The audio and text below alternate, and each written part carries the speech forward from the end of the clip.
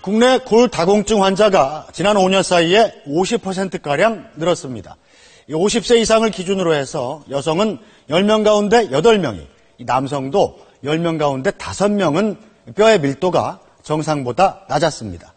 그런데 중장년이 돼야 나타난 골다공증이 사실은 젊었을 때 결정된다는 연구 결과가 나왔습니다. 조동찬 의학전문기자입니다. 24살 동갑내기 두 여성입니다. 왼쪽 여성은 스스로 정상 체중이라고 생각합니다. 오른쪽 여성은 반대로 살이 쪘다고 생각해 현재 다이어트 중입니다.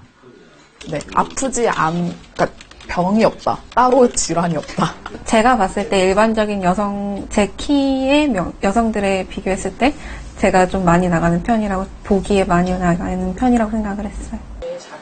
두 여성의 신체 발달 사항을 직접 측정해봤습니다. 스스로 정상 체중이라고 생각한 여성은 실제로는 저체중이었고, 반면 살이 쪘다고 생각하는 여성은 정상 체중이었습니다.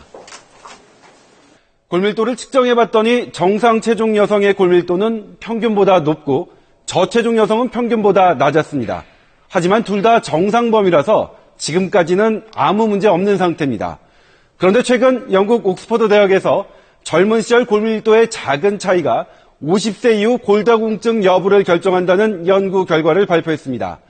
골밀도는 50세를 전후해서 이렇게 급격히 감소합니다. 이때 골다공증에 걸리지 않으려면 10대와 20대 때 골밀도를 최대한 높여야 합니다. 그런데 무리한 다이어트로 뼈의 밀도를 충분히 높이지 않으면 50세 이후에 골다공증에 걸리게 됩니다. 최대 골량에 이르지 못하게 되면 뼈가 출발이 굉장히 이제 부실하게 출발한다 이렇게 볼 수가 있는 겁니다. 마른 체격을 정상으로 여기는 사회 분위기가 문제인데 아이돌 그룹의 영향도 적지 않은 것으로 분석됩니다.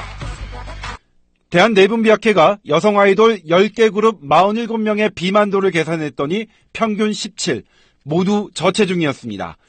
중증도의 저체중은 23명, 심각한 저체중도 3명이나 됐습니다. 아이돌을 선망하는 중고생이 영향을 가장 많이 받고 있는데 여학생 10명 중 4명은 몸무게가 정상인데도 스스로 뚱뚱하다고 생각해 다이어트를 하는 것으로 조사됐습니다.